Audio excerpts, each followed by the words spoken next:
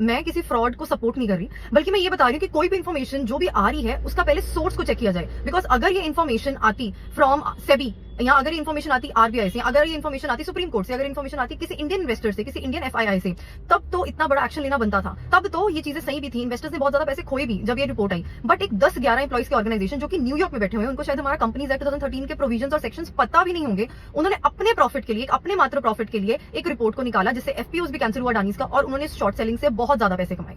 The problem is where is the information flowing from, क्योंकि आजकल information तो हर जगह पर है, but correct information, clear information कहां है। उसके बाद सुप्रीम कोर्ट ने एक कमेटी बैठाई जिसमें अडानी एंटरप्राइजेस की सारी फाइनेंशियल स्टेटमेंट्स और रिपोर्ट्स को स्टडी किया गया। अप्रॉक्सीमेटली 1.5 से 2 साल के बाद इन्वेस्टिगेशन के बाद ये नतीजे पर निकला गया कि जितने भी उनके एलिगेशंस थे वो गलत थे, और अडानी एंटरप्राइजेस कुछ भी ऐसा नहीं कर रहा जो वायलेट कर रहा हो हमारे इंडियन लॉज को या हमारी इंडियन कंपनीज एक्ट 2013 को। और इस हिंडनबर्ग रिसर्च एसोसिएशन रिपोर्ट की एक और चीज सामने आई है, और वो और चीज क्या है कि ये 2017 से लेकर 2025 तक की ऑपरेशन में थे, मतलब सिर्फ 8 ईयर्स तक की ऑपरेशन में थे। इन्होंने सिर्फ 16 रिपोर्ट्स निकाली हैं, जिसमें से approximately 15 reports USA based companies की हैं, और उसमें से सिर्फ एक ही ऐसी कंपनी थी जो इंडियन थी, अडानी एंटरप्राइजेस, जिनका शेयर प्राइस इनकी रिपोर्ट के बाद 28% फॉल कर गया। यस, आज जब सेबी ने क्लीन चिट दे दिया है तो आज की जो ओपनिंग हुई है वो 2600 से ऊपर हुई है शेयर प्राइस की अडानी एंटरप्राइजेस की।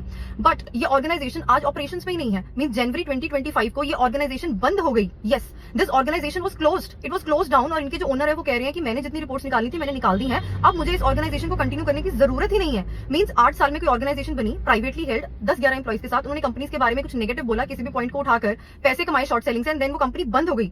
अब इसमें नुकसान किसका है? इसमें नुकसान है अडानी एंटरप्राइजेस हैं जो कॉन्ग्लोमरेट है, उनकी तो गुडविल गिरी ही गिरी, और जो स्टॉक मार्केट पे जो इन्वेस्टर्स हैं, जो स्टॉक मार्केट में ट्रेडर्स हैं, जो अपना हार्ड अर्नड मनी मार्केट में लगा रहे हैं ताकि वो उन पैसों को आगे जाके मल्टीप्लाई कर पाए 10%, 20%, 30%, जितना भी किसी की कैपेसिटी है, अपनी सेविंग्स को इसमें पुट करते हैं। उनकी सेविंग्स उनके लिए कौन जिम्मेवार है? क्योंकि उनको तो एकदम से लॉस हो गया, और शायद कईयों ने तो लॉस पर बेच भी दिया होगा कि अब अडानीज का एंड आ गया है। But Adanis are in the business from the past 37 years, from 1988 till now, and if they are in the business, means मैं ये नहीं कह रही कि उनकी जो रिपोर्ट्स है वो बिल्कुल सही है या बहुत अच्छा हो गया, but if they are into business, they are making money and they are letting other people also make money.